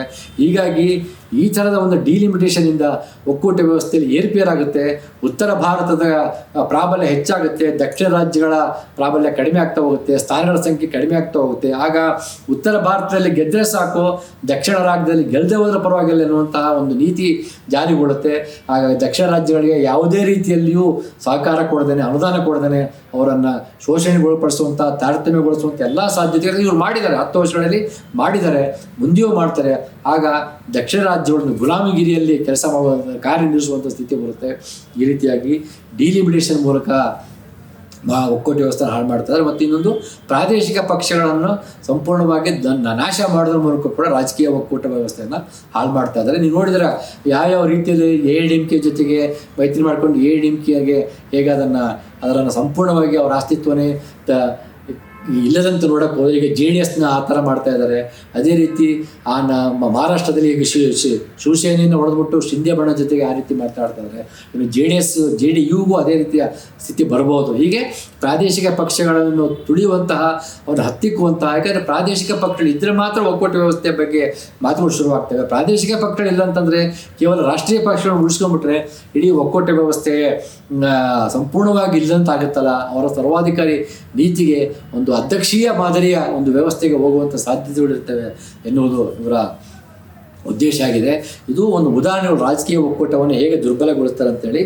ಇನ್ನು ಫಿಸ್ಕಲ್ ಫೆಡರಲಿಸಮ್ ಹೇಗೆ ದುರ್ಬಲಗೊಳಿಸ್ತಿದ್ದಾರೆ ಅಂತ ಈಗಾಗಲೇ ಚರ್ಚೆ ಆಗಿದೆ. ಸಿದ್ದರಾಮಯ್ಯನವರು ಅದ್ರ ಬಗ್ಗೆ ಸ್ಟಾಲಿನ್ ಕೂಡ ಮಾತಾಡ್ತಾ ಇದ್ದಾರೆ. ತೆರಿಗೆಯ ಅಸಮಾನ ಹಂಚಿಕೆ ಅದ್ರ ಬಗ್ಗೆ ನಮಗೆಲ್ಲ ಗೊತ್ತಿದೆ. ಹೇಗೆ ತೆರಿಗೆಯನ್ನು ಅಸಮಾನವಾಗಿ ಹಂಚಿದ್ದಾರೆ, ರಾಜ್ಯಗಳಿಗೆ ಪಾಲಿಗೆ ಕೊಡಬೇಕಾದಂಥ ತೆರಿಗೆಯನ್ನು ಕೊಡ್ತಾ ಇಲ್ಲ. ಇವಾಗ ಏನು 15 ಹಣಕಾಸು ಆಯೋಗ 42% ಏನಿತ್ತು ರಾಜ್ಯಗಳಿಗೆ ಕೊಡಬೇಕಾದಂಥ 41% ಇಳಿಸ್ತು. ಅದು 40% ಸಿಗ್ತಾ ಇಲ್ಲ ರಾಜ್ಯಗಳಿಗೆ. ಮ್ಯಾಕ್ಸಿಮಮ್ 22-23% ಮಾತ್ರ ಸಿಗ್ತಾ ಇದೆ. ಇನ್ನುಳಿದಂತೆ 18ರಿಂದ 20%, 22% ತೆರಿಗೆ ರಾಜ್ಯಗಳ ಪಾಲಿಗೆ ಸಿಗ್ತಾ ಇಲ್ಲ ಅನ್ನೋದನ್ನು ನೋಡ್ತಾ ಇದ್ದೀವಿ. ಮತ್ತು ದಕ್ಷಿಣದ ರಾಜ್ಯಗಳು, ಅದರಲ್ಲಿಯೂ ಮುಂದುವರೆದ ರಾಜ್ಯಗಳು ಕರಿತಾ ಇದ್ದೀವಿ, ಕರ್ನಾಟಕ ಆಗಿರ್ಬೋದು, ತಮಿಳುನಾಡು ಆಗಿರ್ಬೋದು, ಅವರೆಲ್ಲ ಕೇಂದ್ರಕ್ಕೆ 100 ರೂಪಾಯಿ ತೆರಿಗೆ ಕೊಟ್ಟರೆ ಅವ್ರಿಗೆ 13 ರೂಪಾಯಿ ವಾಪಸ್ ಬರ್ತಾ ಇದೆ. ಉದಾಹರಣೆಗೆ ಹೇಳ್ತಾ ಇರುವಂಥದ್ದು. ಅದೇ ಉತ್ತರ ಪ್ರದೇಶದವರು ಅಥವಾ ಬಿಹಾರ್ನಲ್ಲಿ ಅಥವಾ ಒಡಿಸ್ಸಾದಲ್ಲಿ 100 ರೂಪಾಯಿ ತೆರಿಗೆ ಕೊಟ್ಟರೆ ಅವರಿಗೆ 70 ರೂಪಾಯಿ ಅಥವಾ 50 ರೂಪಾಯಿ ವಾಪಸ್ ಬರ್ತಾ ಇರೋದನ್ನು ನೋಡ್ತಾ ಇದ್ದೀವಿ. ಹೀಗೆ ಕರ್ನಾಟಕದಿಂದ ಅತಿ ಹೆಚ್ಚಿನ ತೆರಿಗೆಯನ್ನು ವಸೂಲಿ ಮಾಡಿ ಆ ತೆರಿಗೆಯ ಪಾಲನ್ನು ಕರ್ನಾಟಕಕ್ಕೆ ಮರಳಿಸದೆ ಆ ತೆರಿಗೆಯ ಪಾಲನ್ನು ಬಡ ರಾಜ್ಯಗಳಂತೆ ಕರೆಯಲ್ಪಟ್ಟ, ಹಿಂದುಳಿದ ರಾಜ್ಯಗಳಂತ ಕರೆಯಲ್ಪಟ್ಟ ಉತ್ತರ ಪ್ರದೇಶ, ಬಿಹಾರ, ಒಡಿಸ್ಸಾ ರಾಜ್ಯಗಳಿಗೆ ಹಂಚ್ತಾ ಇರೋದನ್ನು ನೋಡ್ತಾ ಇದ್ದೀವಿ. ಈ ರೀತಿ ಒಂದು ರೀತಿ ಅಸಮತೋಲವನ್ನು ಸೃಷ್ಟಿ ಮಾಡ್ತಾ ಇರೋದನ್ನು ನೋಡ್ತಾ ಇದೆ. ಮತ್ತು ಯಾವುದೇ ಯೋಜನೆಗಳಲ್ಲಿ ರಾಜ್ಯಗಳ ಮೇಲೆ ವೆಚ್ಚ ಹೆಚ್ಚಿರುತ್ತೆ, ಕೇಂದ್ರದಲ್ಲಿ ವೆಚ್ಚ ಕಡಿಮೆ ಇರುತ್ತೆ. ಕೇಂದ್ರ ನೀತಿ ನಿರೂಪಣೆ ಮಾಡುತ್ತೆ, ಆದರೆ ಅದಕ್ಕೆ ಆ ಯೋಜನೆಗಳ ವೆಚ್ಚ ಇರೋದಿಲ್ಲ. ರಾಜ್ಯಗಳಿಗೆ ಯೋಜನೆಗಳ ವೆಚ್ಚ ಇರುತ್ತೆ, ಆದರೆ ತೆರಿಗೆಯ ಪಾಲು ಕೇಂದ್ರಕ್ಕೆ ಜಾಸ್ತಿ ಹೋಗುತ್ತೆ, ರಾಜ್ಯಗಳಿಗೆ ಕಡಿಮೆ ಬರುತ್ತಿರೋದನ್ನು ನೋಡ್ತಾ ಇದ್ದೀವಿ. ಇನ್ನು ಹಣಕಾಸಿನ ಆಯೋಗ ಸಹ ಏನು ಆರ್ಟಿಕಲ್ 280 ಅದರಲ್ಲಿ ರೂಪಿಸಲ್ಪಟ್ಟಂಥ ಹಣಕಾಸು ಆಯೋಗ ಸಹ ಈ ಅಸಮತೋಲನ ತೆರಿಗೆ ಹಂಚಿಕೆಯನ್ನು ರಾಜ್ಯಗಳಿಗೆ ಮೇಲೆ ತಾರತಮ್ಯ ಮಾಡ್ತಿರುವಂಥದ್ದನ್ನು ಅದು ಬಗೆಹರಿಸ್ತಾ ಇಲ್ಲ. ಇನ್ನು ವರ್ಟಿಕಲ್ ಅಂದರೆ ಲಂಬವಾದಂಥ ಹಂಚಿಕೆ, ವರ್ಟಿಕಲ್ ಡಿಸ್ಟ್ರಿಬ್ಯೂಷನ್, ಮತ್ತು ಸಮತಲವಾದ ಹಾರಿಜಾಂಟಲ್ ಡಿಸ್ಟ್ರಿಬ್ಯೂಷನ್ ಅಂತ ಏನು ಕರಿತಾ ಇದೆ, ಎರಡರಲ್ಲೇ ಅಸಮತೋಲನವಿದೆ, ಇನ್ಇಕ್ವಾಲಿಟಿ ಇದೆ. ವರ್ಟಿಕಲ್ ಡಿಸ್ಟ್ರಿಬ್ಯೂಷನ್ ಅಂತಂದರೆ ಕೇಂದ್ರದಿಂದ ರಾಜ್ಯಕ್ಕೆ ಬರಬೇಕಾದಂಥ ಹಂಚಿಕೆಗಳು, ಮತ್ತು ಹಾರಿಜಾಂಟಲ್ ಡಿಸ್ಟ್ರಿಬ್ಯೂಷನ್ ಅಂದರೆ ರಾಜ್ಯಗಳ ನಡುವೆ ಹಂಚಿಕೊಳ್ಬೇಕಾದಂಥ ಹಂಚಿಕೆಗಳು. ಈ ಥರದ ಎರಡೂ ಥರದ ಡಿಸ್ಟ್ರಿಬ್ಯೂಷನ್ನಲ್ಲಿಯೂ ದಕ್ಷಿಣದ ರಾಜ್ಯಗಳಿಗೆ ಅನ್ಯಾಯ ಆಗ್ತಾ ಇದೆ. ಈ ಥರದ ಒಂದು ಅಸಮತೋಲನವನ್ನು, ಇನ್ಇಕ್ವಾಲಿಟಿಯನ್ನು ಹಣಕಾಸು ಆಯೋಗ ಕೂಡ ಅದನ್ನು ಸರಿಪಡಿಸ್ತಾ ಇಲ್ಲ. ಮತ್ತು ಹಣಕಾಸು ಆಯೋಗವು ತೆರಿಗೆಯನ್ನು ಪಡೆಯುವುದಕ್ಕೆ ಅಥವಾ ತೆರಿಗೆ ಹಂಚಿಕೆಗೆ ಒಂದಿಷ್ಟು ಮಾನದಂಡಗಳನ್ನು ನಿರ್ಧರಿಸಿದೆ. ತೆರಿಗೆ ಪಾಲನ್ನು ಯಾರಿಗೆ ಹೆಚ್ಚು ಕೊಡಬೇಕು, ಯಾರಿಗೆ ಕಡಿಮೆ ಕೊಡೋದಕ್ಕೆ ಕೆಲವು ಮಾನದಂಡಗಳನ್ನು ಒಂದು ನಿಗದಿಪಡಿಸಿದೆ. ಅದರ ಪ್ರಕಾರ ವರಮಾನ ಅಂತರ ಏನಿದೆ, ಇನ್ಕಮ್ ಡಿಸ್ಟೆನ್ಸ್ ಅಂತ ಏನಿರುತ್ತಲ್ಲ, ವರಮಾನ ಅಂತರದ ಆಧಾರದಲ್ಲಿ 45%ಗೆ ಅದಕ್ಕೆ 45% ಅದಕ್ಕೆ ಫಿಕ್ಸ್ ಮಾಡಿ ನಿಗದಿಪಡಿಸಲಾಗಿದೆ. ವರಮಾನ ಅಂತರದ ಆಧಾರದಲ್ಲಿ 45% ಫಿಕ್ಸ್ ಮಾಡುತ್ತೆ. ವಿಸ್ತೀರ್ಣ ಆಯಾ ರಾಜ್ಯಗಳ ಏರಿಯಾ ಆಧಾರದಲ್ಲಿ 15% ತೆರಿಗೆಯನ್ನು ಫಿಕ್ಸ್ ಮಾಡುತ್ತೆ. ಜನಸಂಖ್ಯೆ ಆಧಾರದಲ್ಲಿ 15% ತೆರಿಗೆಯನ್ನು ಫಿಕ್ಸ್ ಮಾಡುತ್ತೆ. ಇಲ್ಲಿಯೇ ದೊಡ್ಡ ತಕರಾರಿರುವಂಥದ್ದು. ದಕ್ಷಿಣದ ರಾಜ್ಯಗಳು ಜನಸಂಖ್ಯೆಯನ್ನು ನಿಯಂತ್ರಣ ಮಾಡೋದಕ್ಕೆ, ಜನಸಂಖ್ಯೆ ಕಡಿಮೆ ಆಗಿರೋ ಕಾರಣಕ್ಕೆ ಅವರಿಗೆ ತೆರಿಗೆ ಪಾಲು ಕಡಿಮೆ ದೊರಕ್ತಿರೋದ್ರಿಂದ ಅವರಿಗೆ ಅನ್ಯಾಯ ಆಗ್ತಾ ಇದೆ. ಉತ್ತರ ಭಾರತದಲ್ಲಿ ಜನಸಂಖ್ಯೆ ಜಾಸ್ತಿ ಆಗ್ತಾ ಇದೆ. ಜನಸಂಖ್ಯೆ ಜಾಸ್ತಿ ಆಗಿದ ಕಾರಣಕ್ಕೆ ಅವರಿಗೆ ತೆರಿಗೆ ಹೆಚ್ಚಿಗೆ ದೊರಕ್ತಾ ಇರೋದ್ರಿಂದ ಒಂದು ರೀತಿಯ ಸಂಘರ್ಷ ವಾತಾವರಣ ಉಂಟಾಗ್ತಾ ಇದೆ. ಮತ್ತು ಜನಸಂಖ್ಯಾ ಕಾರ್ಯಕ್ಷಮತೆ ಅಂದರೆ ಡೆಮೋಗ್ರಫಿ ಅಂತ ಕರಿತಾ ಇದ್ದೀವಿ, ಅದರ ಆಧಾರದಲ್ಲಿ 12.5 ಪ್ರಮಾಣವನ್ನು ನಿಗದಿಪಡಿಸ್ತಿದ್ದಾರೆ. ಅರಣ್ಯ ಪ್ರದೇಶವನ್ನು ಎಷ್ಟು ನೀವು ಉತ್ತಮಪಡಿಸ್ತೀರೋ ಅದರ ಆಧಾರದ ಮೇಲೆ 10% ನಿಗದಿಪಡಿಸ್ತಾರೆ. ತೆರಿಗೆ ಮತ್ತು ಹಣಕಾಸು ಪರಿಸ್ಥಿತಿ ಆಧಾರದಲ್ಲಿ 2.5%. ಈ ರೀತಿಯಾಗಿ ಒಂದು ಮಾನದಂಡಗಳನ್ನು ನಿರ್ಧರಿಸಿದ್ದಾರೆ. ಈ ಮಾನದಂಡಗಳ ಆಧಾರದಲ್ಲಿ ತೆರಿಗೆಯನ್ನು ಹಂಚಿಕೆ ಮಾಡ್ತಾರೆ. ಆದರೆ ಇದರಲ್ಲಿಯೂ ಅಸಮತೋಲನ ಇರುವುದನ್ನು ಕೂಡ ನಾವು ನೋಡ್ತಾ ಇದ್ದೀವಿ. ಮತ್ತು ಬಹಳ ಮುಖ್ಯವಾಗಿ ರಾಜ್ಯಗಳಿಗೆ ತೆರಿಗೆಯನ್ನು ನಿರ್ಧರಿಸುವ ಅಧಿಕಾರವಿಲ್ಲ. ರಾಜ್ಯಗಳು ಯಾವುದೇ ರೀತಿಯ ಡೈರೆಕ್ಟ್ ಟ್ಯಾಕ್ಸ್ ಸಂಪೂರ್ಣವಾಗಿ ಕೇಂದ್ರವೇ ನಿರ್ಧರಿಸ್ತಿರೋದ್ರಿಂದ ಡೈರೆಕ್ಟ್ ಟ್ಯಾಕ್ಸನ್ನು ನಿರ್ಧರಿಸುವ ಅಧಿಕಾರ ರಾಜ್ಯಗಳಿಗೆ ಇರೋದಿಲ್ಲ. ಉದಾಹರಣೆಗೆ ಕರ್ನಾಟಕ ರಾಜ್ಯವು ಅತಿ ಹೆಚ್ಚಿನ ನೇರ ಆದಾಯ ತೆರಿಗೆಯನ್ನು ಕೊಟ್ಟರೂ ಸಹ ಅವರಿಗೆ ಕೊಟ್ಟಂಥ ಆದಾಯ ತೆರಿಗೆದ ಮೊತ್ತ ಮರಳಿ ಬರೋದಿಲ್ಲ. ಸಿದ್ದರಾಮಯ್ಯನವರು ಹೇಳೋಕೆ ಪ್ರಕಾರ ಇವತ್ತಿಗೂ ಕರ್ನಾಟಕಕ್ಕೆ 76,000 ಕೋಟಿ ಬಾಕಿ ಇದೆ, ಅವ್ರು ಕೊಡ್ತಾ ಇಲ್ಲ ಅಂತ ಎಲ್ಲ ರೀತಿಯ ಅನುದಾನವನ್ನು ಒಳಗೊಂಡಂತ ಹೇಳ್ತಾ ಇದ್ದಾರೆ. ಇದು ಎಲ್ಲ ಅಭಿವೃದ್ಧಿ ಹೊಂದಿದ ರಾಜ್ಯಗಳಿಗೆ ಈ ಮಾತು ಅನ್ವಯಿಸುತ್ತೆ. ಮತ್ತು ಇನ್ನು ಭಾಳ ಮುಖ್ಯವಾಗಿ ಸೆಸ್ ಮತ್ತು ಸರ್ಚಾರ್ಜ್ ಅಂತ ಏನಿದೆ, ಇವೆರಡು ಸೆಸ್ ಮತ್ತು ಸರ್ಚಾರ್ಜ್ ಅನ್ನುವಂಥದ್ದು ನೇರವಾಗಿ 100% ಕೇಂದ್ರಕ್ಕೆ ಹೋಗುವಂಥ ತೆರಿಗೆ ಹಣ. ಈ ಸೆಸ್ ಮತ್ತು ಸರ್ಚಾರ್ಜ್ ರಾಜ್ಯಗಳಿಗೆ ಸಿಗೋದಿಲ್ಲ.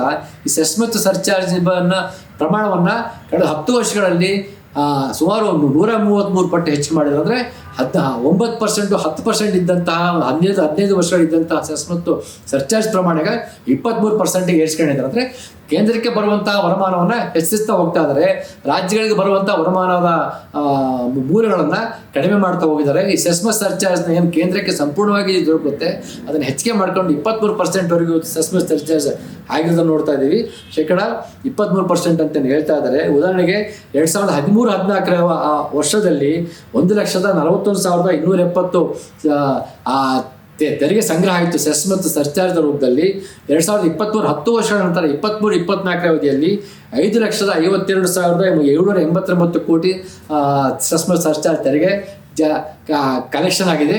ಸಂಪೂರ್ಣವಾಗಿ ನೇರವಾಗಿ 100% ಕೇಂದ್ರಕ್ಕೆ ಹೋಗುವಂಥ ತೆರಿಗೆ ಇದೆ. ಅಂದರೆ 10 ವರ್ಷಗಳಲ್ಲಿ ಹತ್ತತ್ರ 4 ಲಕ್ಷ ಕೋಟಿ ಇಷ್ಟು ತೆರಿಗೆ ಪ್ರಮಾಣ ಸಂಗ್ರಹ ಹೆಚ್ಚಾಗಿದೆ, ಏನು ಕೇಂದ್ರಕ್ಕೆ ಬರುವಂತಹ ತೆರಿಗೆ ಪ್ರಮಾಣ. ಇನ್ನು 2014ರಿಂದ 2024 ಅವಧಿಯಲ್ಲಿ 33,43,532 ಕೋಟಿ ಸೆಸ್ ಮತ್ತು ಸರ್ಚಾರ್ಜ್ ತೆರಿಗೆ ಸಂಗ್ರಹಿಸಿದ್ದಾರೆ. ಇದು ಸಂಪೂರ್ಣವಾಗಿ ಕೇಂದ್ರದ ಟ್ರೆಜರಿ, ಕೇಂದ್ರದ ಬೊಕ್ಕಸಕ್ಕೆ ಹೋಗುತ್ತೆ, ರಾಜ್ಯಕ್ಕೆ ಒಂದು ಪಾಲು ಸಿಗೋದಿಲ್ಲ. ಹೀಗಾಗಿ ಆ ಹಣವನ್ನು ಕೇಂದ್ರ ಯಾವುದಕ್ಕೆ ಬಳಸ್ತಾ ಇದ್ದಾರೆ ಮೋದಿ ಸರ್ಕಾರ ಅನ್ನೋದಕ್ಕೂ ಯಾವುದೇ ರೀತಿಯ ಒಂದು ಉತ್ತರಗಳಿಲ್ಲ ಮತ್ತು ರಾಜ್ಯಗಳಿಗೆ ಏನೂ ಸಿಗ್ತಾ ಇಲ್ಲ. ಹೀಗಾಗಿ ಈ ಬಾರಿ 16ನೇ ಹಣಕಾಸು ಆಯೋಗ ರಚನೆ ಆಗಿದೆ. ಅದರ ಈ ರೀತಿಯ ಒಂದು ಪ್ರಸ್ತಾಪವನ್ನು ಮುಂದಿಟ್ಟಿದ್ದಾರೆ ರಾಜ್ಯ ಸರ್ಕಾರ ಸಿದ್ದರಾಮಯ್ಯನವರು. ಏನಂದರೆ ಸೆಸ್ ಮತ್ತು ಸರ್ಚಾರ್ಜಲ್ಲಿ ಸಂಗ್ರಹ ಆಗುತ್ತೆ, ಅದರಲ್ಲಿ 3% ಮಾತ್ರ ನೀವು ಇಟ್ಕೊಳ್ಳಿ, ಮಿಕ್ಕಿದ್ದನ್ನು ರಾಜ್ಯಗಳಿಗೆ ಹಂಚಿಕೆ ಮಾಡಿ ಅಂತ ಅವರನ್ನು ಕೇಳಿದ್ದಾರೆ. ಮತ್ತು ರಾಜ್ಯಗಳಿಗೆ ಕೊಡಬೇಕಾದಂಥ ಪಾಲನ್ನು ಈಗಿನ 42%ಇಂದ 55%ಗೂ ಏರಿಸಿ ಅಂತ ಕೇಳಿದ್ದಾರೆ. ಈ ರೀತಿಯಾಗಿ ಈ ತೆರಿಗೆಯಲ್ಲಿ ವಂಚನೆ, ಅಸಮಾನ ಹಂಚಿಕೆ ಮತ್ತು ಜಿ ಎಸ್ ಟಿ ಬಗ್ಗೆ ನಿಮಗೆಲ್ಲ ಗೊತ್ತಿದೆ. ರಾಜ್ಯಗಳು ತೆರಿಗೆ ಸಂಗ್ರಹಿಸ್ತವೆ, ತೆರಿಗೆ ಸಂಗ್ರಹಿಸ್ಬಿಟ್ಟು ಕೇಂದ್ರ ಕೊಡ್ತವೆ, ಕೇಂದ್ರ ನಂತರ ಅದನ್ನು ಡಿಸ್ಟ್ರಿಬ್ಯೂಟ್ ಮಾಡುವಂತಹ ಸಂಪೂರ್ಣವಾಗಿ ಒಕ್ಕೂಟ ವ್ಯವಸ್ಥೆಯನ್ನೇ ದುರ್ಬಲಗೊಳಿಸುವಂಥ ನೀತಿಯಾಗಿದೆ. ಇದೆಲ್ಲವೂ ಚರ್ಚೆ ಆಗಿದೆ. ಸಂಕ್ಷಿಪ್ತವಾಗಿ ಹೇಳಬೇಕಂತಂದರೆ ಈ ಒಕ್ಕೂಟ ವ್ಯವಸ್ಥೆಯಿಂದಾಗಿ ದೇಶ ಪ್ರಜಾಪ್ರಭುತ್ವ ನಾಶ ಆಗ್ತಾ ಇದೆ, ಪ್ರಜಾಪ್ರಭುತ್ವ ವ್ಯವಸ್ಥೆಯ ಬುಡಮೇಲೆ ಬೀಳ್ತಾ ಇದೆ ಮತ್ತು ದೇಶವೇ ಛಿದ್ರಗೊಳ್ಳುವಂಥ ಸ್ಥಿತಿ ತಲುಪುತ್ತೆ ಮತ್ತು ಮರಳಿ ಬಲಿಷ್ಠ ಕೇಂದ್ರೀಕರಣಗೊಂಡಂಥ ಒಂದು ವ್ಯವಸ್ಥೆ ನಾವು ತಲುಪ್ತಾ ಇದ್ದೀವಿ. ಇದು ಭಾಳ ಅಪಾಯಕಾರಿಯಾಗಿದೆ. ನಾವು ಒಕ್ಕೂಟ ವ್ಯವಸ್ಥೆಯನ್ನು ಉಳಿಸ್ಕೊಳ್ಳೇಬೇಕಾಗತ್ತೆ. ಇದಕ್ಕೋಸ್ಕರ ಒಂದು ಜನಾಂದೋಲನ ಕಟ್ಟಲೇಬೇಕಾಗತ್ತೆ. ನಿರಂತರವಾಗಿ ಈ ಕೆಲಸ ಮಾಡಬೇಕಾಗತ್ತೆ.